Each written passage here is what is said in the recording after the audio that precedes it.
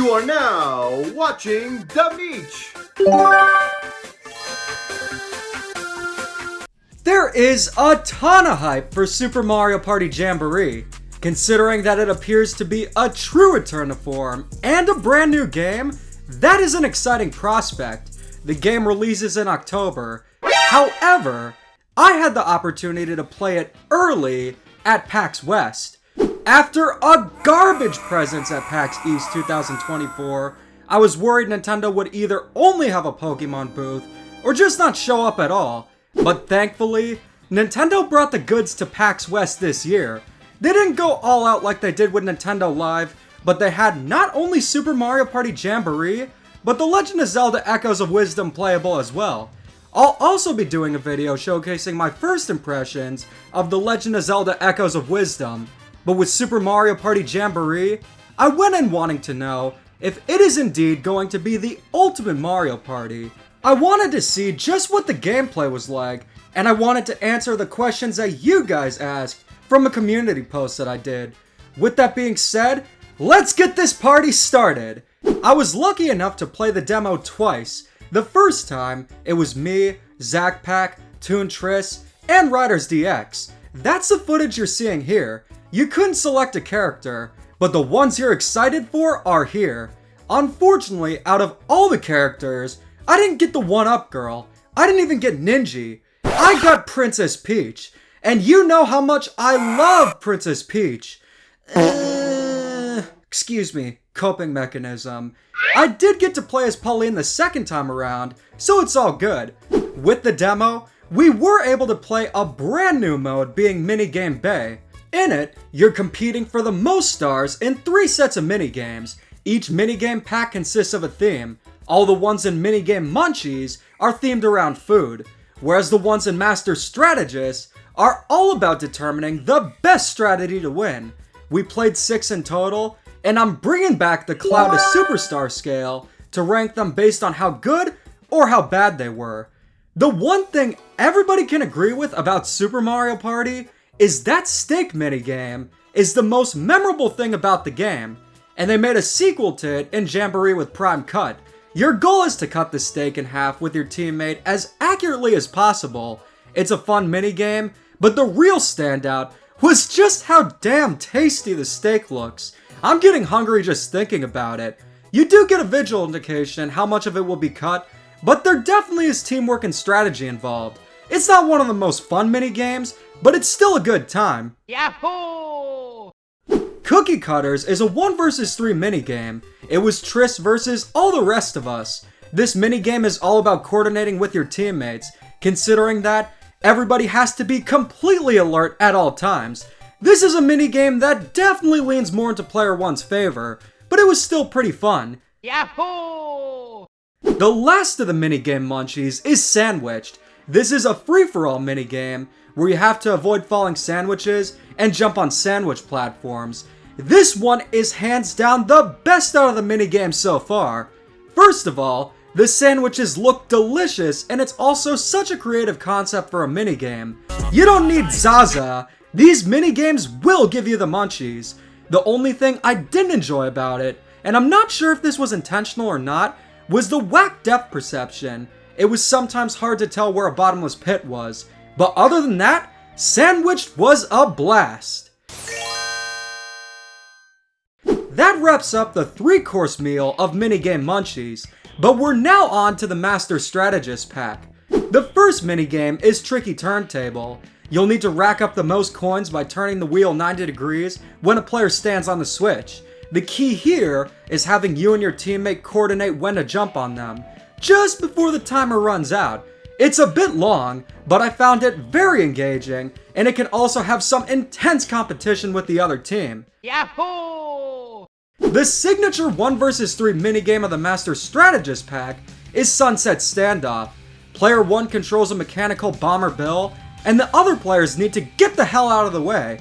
What's funny about this minigame is when I first played it with Zachpack, Triss, and Riders, it lasted a while, but the second time, boom! Instantly defeated by player 1. It's what you'd expect from a 1 vs 3 in Mario Party, and the main strategy comes from players deciding how to move in different directions to confuse player 1. It can't end quickly, and it's also in player one's favor, but it's still a good time. Hee, I got it! The final minigame in Master Strategist is Hot Cross Blocks. This is where you'll need to make a bridge to cross the lava, but there's a catch. If a player also chooses the pattern you choose, you won't be able to make that bridge and move.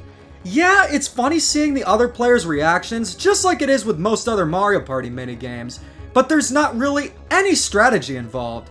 It's only trying to guess what the other players won't choose, but that's all luck-based. The only way to win is essentially based on pure luck, unless you look at the buttons the other players press to choose a pattern. It has a great name, but honestly, I'm not a fan of this one. And those were all the minigames we got to play in Super Mario Party Jamboree. Overall, most of them were fun. It's what you'd expect from Mario Party, and that's all good. This is a question many have wanted to know. Does the game require using a single Joy-Con like Super Mario Party to play?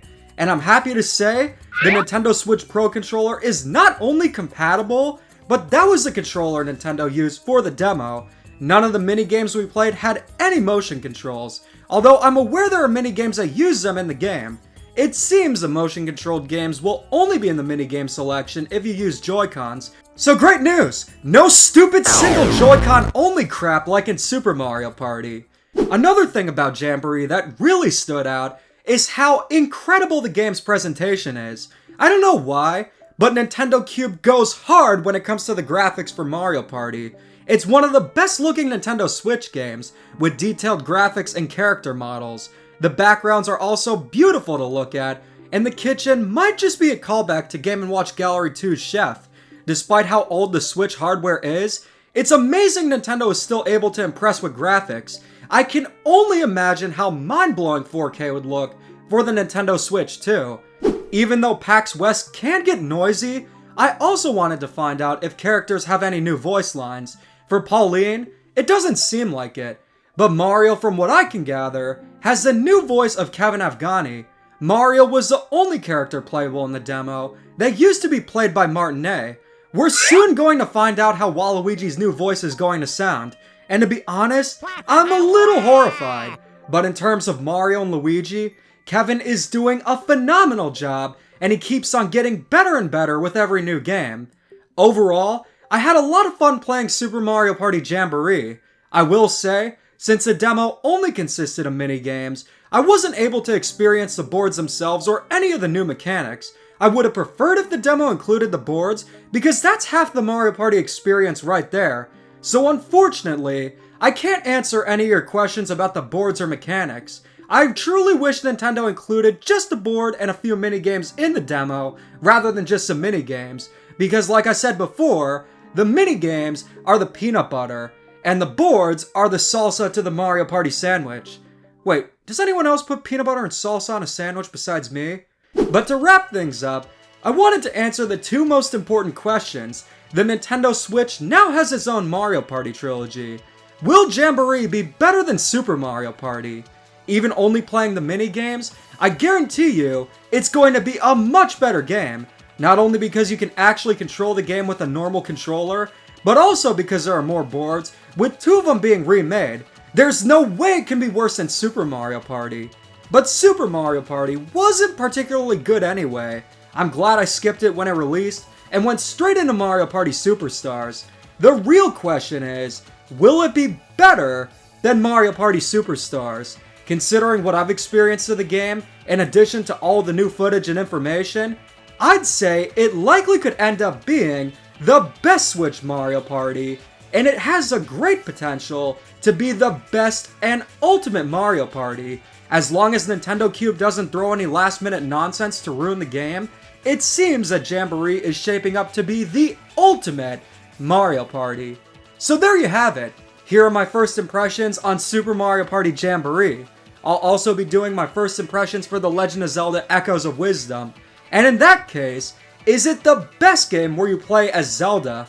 Because remember, we also have The Legend of Zelda Wand of Gamelon and Zelda's Adventure to compare it to. In all seriousness, it was an amazing experience at PAX West. Not only playing the demos from Nintendo, But doing the Street Pass Live 3 panel, and just the event in general, I'll be posting a lot of videos from PAX West, so stay tuned for that. But in the meantime, if you have any questions about Super Mario Party Jamboree, let me know in the comments. Thanks for watching as always, and keep calm and dada on.